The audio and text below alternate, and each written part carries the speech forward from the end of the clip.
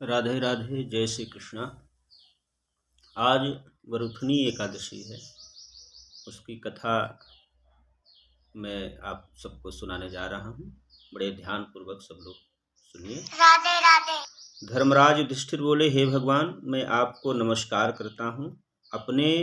आपने चैत्र मास के शुक्ल पक्ष की एकादशी अर्थात कामदा एकादशी के बारे में विस्तार पूर्वक बतलाया। अब आप कृपा करके वैशाख कृष्ण एकादशी का क्या नाम है तथा उसकी क्या विधि है, क्या महात्म्य है,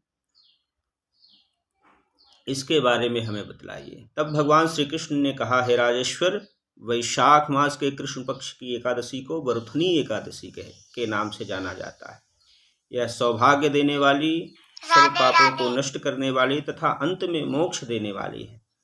इसकी महात्म कथा आपसे कहता हूँ। वरुथनी एकादशी कथा प्राचीन काल में नर्मदा नदी के तट पर मानधाता नामक राजा राज्य करते थे। वह अत्यंत दानशील तथा तपस्वी थे। एक दिन जब वह जंगल में तपस्या कर रहे थे, तभी न जाने कहां से एक जंगली भालू आया और राजा का पैर चबाने लगा। राजा पूर्ववत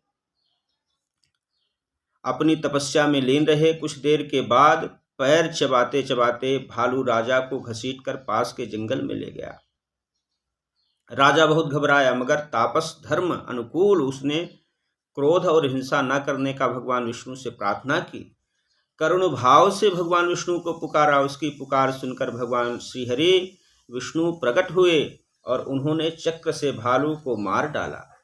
राजा का पैर भालू पहले ही खा चुका था। इससे राजा बहुत ही शोकाकुल हुआ। उन्हें दुखी देखकर भगवान विष्णु बोले, हे वत्स, शोक मत करो, तुम मथुरा जाओ और वरुथनी एकादशी का व्रत रखकर मेरी वाराह अवतार मूर्ति की पूजा करो। उसके प्रभाव से पुनः सुदृढ़ अंगों वाले हो जाओगे। इस भालू ने तुम्हें जो काटा, यह तुम्हारे पूर्व जन्म का अपराध था।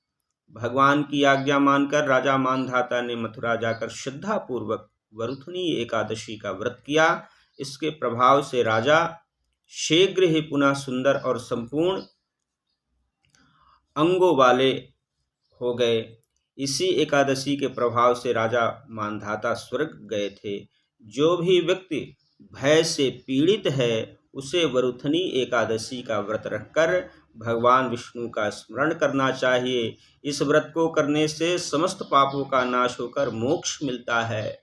जय श्री कृष्णा, जय श्री राधे। सब लोग सब श्रवण कीजिए, बड़े ध्यान पूर्वक सुनिए, शेयर कीजिए, लाइक कीजिए। जय श्री कृष्ण।